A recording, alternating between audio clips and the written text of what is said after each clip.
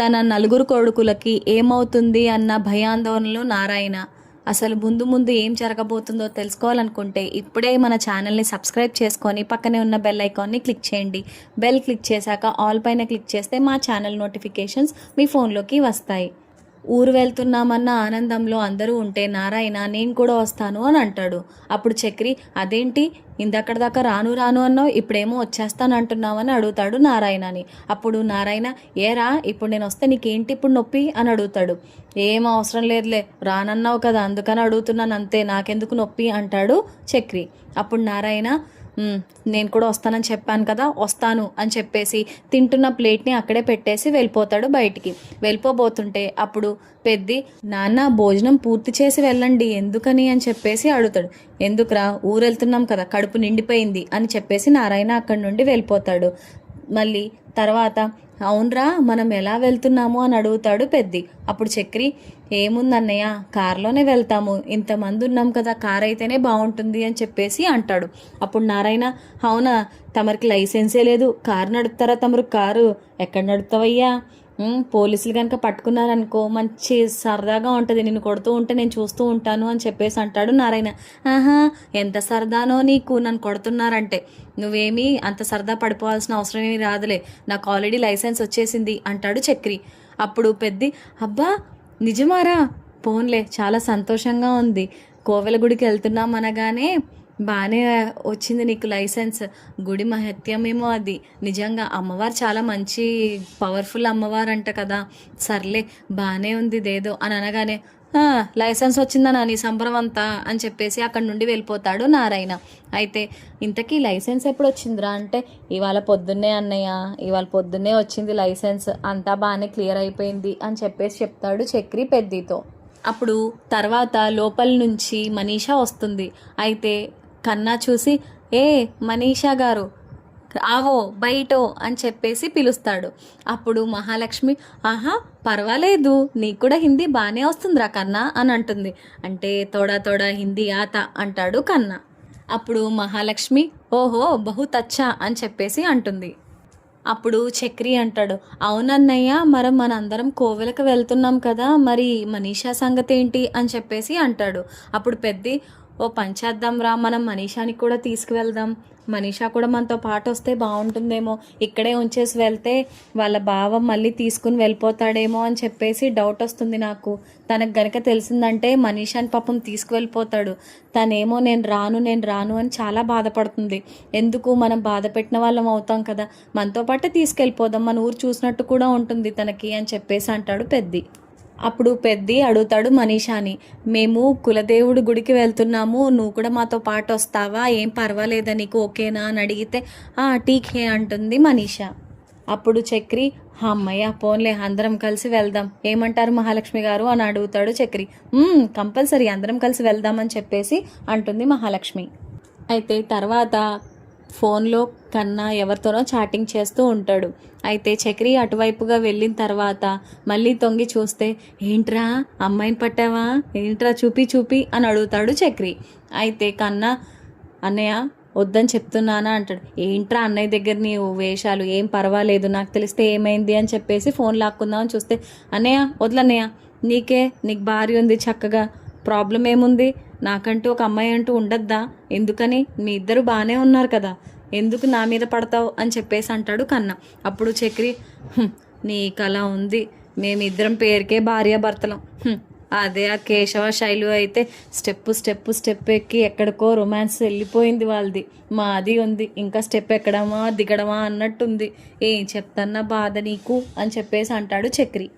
నువ్వు కూడా ఏదో ఒక పద్యాలు పోయమ్స్ ఏదో ఒకటి రాయాలి కదన్నయ్య, ఏమైనా మంచి చెప్పాలి కదా, మంచి కొటేషన్స్ చెప్తే ఆటోమేటిక్గా అమ్మాయిలు పడిపోతారు అన్నయ్య అంటాడు కన్నా. అప్పుడు చక్రి మీ వదినకి అలాంటి కొటేషన్స్ చెప్పే పడే రకం కాదురా, మీకు కొటేషన్స్ కాదు ఏదైనా మంచి పని చేయాలి, ఏం చేయాలో ఆలోచించాలంటేనే భయంగా ఉంది, దేనికి ఎలా రియాక్ట్ అవుతుందో కూడా తెలియదు అన్నప్పుడు మహాలక్ష్మి వచ్చి చక్రి వెనకాల నించుంటుంది. అప్పుడు మహాలక్ష్మి అడుగుతుంది ఏంటి ఏదో అన్నారు ఏమన్నారు అని. అయితే అప్పుడు చక్రి ఏం లేదండి రేపు గుడి గురించి ఏంటనేది మాట్లాడుకుంటున్నామంటే మరి అదేంటి తనకు అలాంటిది ఏమీ నచ్చదు, ఏదైనా మంచి చేయాలి అని చెప్పేసి అంటున్నారు. ఎవరి గురించి అంటే అదేనండి మీ గురించే.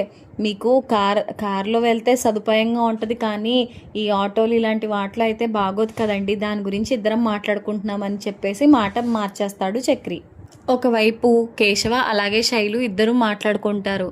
నేను ఇలాగా రేపు కులదైవం గుడికి వెళ్తున్నాను, కొన్ని రోజులు ఉండను ఇక్కడ, నువ్వు మాత్రం జాగ్రత్తగా ఉండు అంటూ మాట్లాడతాడు కేశవ శైలుతో. అప్పుడు శైలు సరే జాగ్రత్తగా వెళ్ళిరండి అని చెప్పేసి చెప్తుంది కేశవతో. వాళ్ళిద్దరూ చాలాసేపు అలా ఏదో ఒక కబుర్లు చెప్పుకుంటూ ఉంటారు. ఫోన్ పెట్టేసిన తర్వాత శైలు బయటికి వచ్చి వాళ్ళ అన్నయ్య ఎదురుగుండా నించుంటుంది. ఏంటి ఇప్పుడు ఎందుకలా నించున్నావు అని అడుగుతాడు సురేష్. అంటే ఏం లేదు, నేను కేశవతో మాట్లాడుతున్నాను, వాళ్ళు రేపు కులదైవం దగ్గరికి వెళ్తున్నారంట, దాని గురించి మాట్లాడుతున్నాను అంటే ఇప్పుడు నన్ను ఏం చేయమంటావు, పో లోపలికే అని చెప్పేసి కసురుకుంటాడు సురేష్. నువ్వే కదా అలా చూస్తున్నావు, అందుకే ఉన్నది చెప్పాను, నువ్వే పోరా అని చెప్పేసి అక్కడి నుండి వెళ్ళిపోయి శైలు హ్యాపీగా ఫీల్ అవుతుంది. మరోవైపు అందరూ కూడా కోవెలకి రెడీ అవుతూ ఉంటారు. అందరూ రెడీ అయిపోయిన తర్వాత బ్యాగ్స్ పట్టుకొని ఒక్కొక్కరుగా వస్తారు. కేశవ తన బ్యాగ్ పట్టుకొని వస్తూ ఉంటే చక్రి అడుగుతాడు, ఏంట్రా బ్యాగ్ అంతే ఉందేంటి, ఎన్ని మాసిపోయిన బట్టలు పెట్టుకున్నావేంటి అని అడుగుతాడు చక్రి. ఒక జత పెట్టుకున్నాను సరిపోదా, నువ్వేమైనా సంవత్సరాలు ఉంటావేంటి అక్కడ, పూజ చేసుకొని మళ్ళీ రిటర్న్ రావాల్సిందే కదా, దానికోసం ఇప్పుడు ఇల్లంతా ప్యాక్ చేసేయమంటావా ఏంటి అని అడుగుతాడు కేశవ. అప్పుడు చక్రి, ఇల్లంతా ప్యాక్ చేసేయమని నేను చెప్పలేదు, ఒక్క జతతోనే 2 రోజులు ఉంటావా నువ్వు, గుడికి ఎవడైనా అలా వస్తాడా, కాబట్టి 2 పెట్టుకో, 2 జతలు పెట్టుకుంటే బాగుంటుంది, అర్థమైందా, వెళ్ళి ఇంకో జత పెట్టుకోనరా అని చెప్పేసి అంటాడు. ఈలోపు కన్నా వస్తాడు. కన్నా ఏమో మొత్తానికి ఒంటి మీద ఉన్న బట్టలతో పదండి అన్నయ్య అంటాడు. ఒరే బట్టలేం ప్యాక్ చేసుకోలేదా అని అడుగుతాడు పెద్ది. ఎందుకన్నయ్య, ఒంటి మీద ఉన్న బట్టలు సరిపోతాయి కదా, మళ్ళీ ప్యాక్ చేసుకోవడం దేనికి, ఏం అవసరం లేదులే, ఎలాగో ఉంటాయి కదా బట్టలు, లేదంటే ఎక్కడేం తీసుకుందాం అంటే, ఒకవేళ అక్కడ బట్టలు లేకపోతే ఏం చేస్తావురా అని అడుగుతాడు చక్రి. ఏముందన్నయ్య నీ బట్టలు వేసుకుంటానంటాడు. అవన్నీ పప్పులేం ఉడకవు కానీ వెళ్ళి నీకు కావాల్సిన బట్టలన్నీ ఒక 2 జతలు పెట్టుకొని రా అని చెప్పేసి అంటాడు. అయితే అందరూ వాళ్ళ బ్యాగ్ ప్యాక్ చేసుకొని వచ్చిన తర్వాత చక్రి ఒక్కొక్క బ్యాగ్ పెడుతూ ఉంటాడు. ఈలోపు మహాలక్ష్మి తన బ్యాగ్ పెడదామని చెప్పేసి చక్రి దగ్గర దాకా వచ్చి డిక్కీ దగ్గర నించుంటుంది. డిక్కీ ఓపెన్ చేయగానే కార్ డిక్కీ వెనకాల బ్యాగ్ పెడదామని ఇద్దరు ఒకేసారి బ్యాగ్ పెడదామని చూస్తారు. అయితే ఇద్దరు నెత్తి గుద్దుకుంటుంది. అమ్మ ఎంత నొప్పి వస్తుందో, ఏంటి చక్రి మీరు కనీసం చూసుకోరా, పక్కన నేను ఉన్నాను కదా, బ్యాగ్ పెడుతున్నాను కదా, నేను పెట్టాక మీరు పెట్టచ్చు కదా, ఎంత నొప్పి వస్తుందో, బండబుర్ర వచ్చి గట్టి గుద్దుకుంది నాకు అని అనగానే, ఏమండి సారీ అండి నేను చూసుకోలేదు, అయినా మీరు ఇలా వస్తారని నాకేం తెలుసు, నేను చూసుకోకుండా బ్యాగ్ సర్దుకుంటున్నానండి అంటే, సర్లేనండి నేను కూడా సారీ, నేను కూడా చూసుకోలేదు, చూసుకుని ఉంటే ఇలా దెబ్బ తగిలేదే కాదు, అబ్బా నొప్పి వస్తుంది అని చెప్పేసి బుర్ర పట్టుకొని అక్కడి నుండి వెళ్ళిపోతుంది మహాలక్ష్మి. అది చూసి చక్రి నవ్వుకుంటాడు. అయితే అందరూ కూడా కారు ఎక్కుతాడు కానీ నారాయణ ఎక్కడా కనిపించడు. అయితే నాన్న వస్తానన్నారు కదా, నాన్న ఎక్కడికి వెళ్ళిపోయారు అనగానే నారాయణ సైకిల్ మీద వచ్చి, ఆగరా ఏంటి అప్పుడే వెళ్ళిపోతావా, బయలుదేరిపోతావా, పొలిమేర దాటుతున్నానన్న బుద్ధి కూడా లేదు నీకు, కరెక్టే అని చెప్పేసి అంటాడు చక్రితో. ఈయనొకడు ఎప్పుడేదో ఒకటి చేసుకుంటూ ఇప్పుడు ఏంటి అని అడుగుతాడు చక్రి. ఏమీ లేదు, కొబ్బరికాయ కొడతాడు దిష్టి తీసి, కొబ్బరికాయ కొట్టాక అప్పుడు బయలుదేరదాం అని చెప్పేసి అంటాడు నారాయణ. అందరూ కూడా కారు ఎక్కుతారు. నారాయణ కార్కి దిష్టి తీసి దండం పెట్టుకుంటాడు. అమ్మ తల్లి, నీ కోవెలకు వస్తున్నాము, నీ గుడికి వస్తున్నాం కాబట్టి మాకంతా దిక్కు నువ్వే, నా పిల్లల్ని రక్షించే బాధ్యత నీదే తల్లి, నా పిల్లల్ని నన్ను నువ్వే రక్షించాలి అని చెప్పేసి దండం పెట్టుకుంటాడు. దండం పెట్టుకొని కొబ్బరికాయ పగలగొట్టాక కారు ఎక్కేసి అందరూ కలిసి రుద్రవరంకి బయలుదేరుతారు. కార్ మాత్రం అలా వెళ్తూనే ఉంటుంది. వరంగల్కి వచ్చిన తర్వాత ఇంకొంచెం దూరం అయితే మన ఊరు వెళ్ళిపోవచ్చు అని చెప్పేసి అంటాడు చక్రి. అయితే నారాయణ కళ్ళు మూసుకొని ఉంటాడు. అయితే ఒకవైపు వాళ్ళ ఊరు దగ్గరికి వచ్చిన తర్వాత ఎవరో కత్తి పట్టుకొని వాళ్ళ దగ్గరికి వస్తున్నట్టు అనిపిస్తుంది. తీరా చూస్తే కొమ్మ పడిపోతుంది. అది తీసి పక్కన పెట్టేసరికి ఈలోపు రౌడీలు అలాగే నారాయణకి సంబంధించిన బంధువుల్లో ఒక అతను కత్తి పట్టుకొని నారాయణ దగ్గరికి వస్తాడు. రే ఇన్నాళ్ళకి దొరికారా, ఇన్నాళ్ళు తప్పించుకొని తిరిగారు మీరు, అసలు మీ అందరినీ ఇవాళే నేను చంపేస్తాను, బాగానే దొరికారా వీళ్ళేనా నీ కొడుకులు అని చెప్పేసి కత్తి లేపి మీదకి వస్తాడు ఒక వ్యక్తి. నారాయణ మీదకి రాగానే వెనకాల నుంచి వాళ్ళ కొడుకులు కూడా ఆపుతారు. అయితే అతను నారాయణని నరికేసి మిగతా వాళ్ళని కూడా నరికేయబోతున్నట్టు నారాయణకి కల వస్తుంది. ఇంతకీ అదంతా నారాయణ ఊహించుకున్న కళ. అమ్మా తల్లి, ఇదేంటమ్మా ఇలాంటి కళ వచ్చింది, వాడు అస్సలు మా పిల్లల జోలికి రాకుండా నువ్వే చూడాలి తల్లి, ఏదో ఎక్కడో వీళ్ళకి దూరంగా బతుకుతున్నాను, ఇప్పుడు వాళ్ళ ఊరు వెళ్ళాల్సి వెళ్తున్నాం, నా పిల్లలు ఎలాగో నా మాట వినట్లేదు, నువ్వైనా సరే వాళ్ళ బుద్ధిని ఏదో రకంగా మార్చు తల్లి, ప్లీజ్ తల్లి అని చెప్పేసి అనుకుంటూ ఉంటాడు నారాయణ. ఈలోపు ఊరు రానే వస్తుంది. అయితే అక్కడికి వెళ్ళిన తర్వాత అక్కడ అడ్రస్ అడుగుతారు. వాళ్ళ పెద్దనాన్న చెప్పినట్టే అక్కడ జనాలందరూ కూడా ఉంటారు. అక్కడికి వెళ్ళి ఒక ఆయన్ని అడుగుతారు, ఏమండి ఇక్కడ మాకు రూమ్ కావాలి, మేము ఇక్కడ గుడికి వెళ్దాం అనుకుంటున్నాము, గుడికి దారెటు అని చెప్పేసి అడుగుతాడు పెద్ది.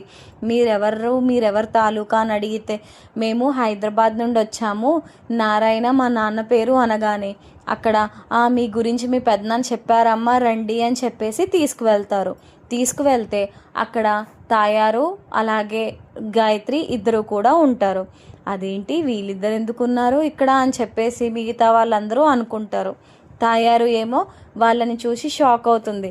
అసలు వీళ్ళు ఇక్కడికి ఎందుకు వచ్చారు, వీళ్ళకి అసలు ఇదంతా ఎవరు చెప్పారు, వీళ్ళకి అడ్రస్ ఎవరు చెప్పారో కానీ వాళ్ళని నరికి పాడేయాలి ఛీ అని చెప్పేసి అనుకుంటుంది. అయినా మీరేంట్రా ఇక్కడ, ఎప్పుడు లేనిది ఇప్పుడు వచ్చారు, అయినా ఈ గ్రామంలో మీకేంటి పని అని అడుగుతుంది తాయారు. మేము ఇక్కడికి వస్తే నీకేంటి, అయినా ప్రతిదానికి నీ యాశాలేంటి అని చెప్పేసి అడుగుతాడు కన్నా. చిన్నోడివి నోరు మూసుకొని ఉండు, ఎదురు సమాధానం చెప్తున్నావేంటి అని చెప్పేసి అడుగుతుంది తాయారు.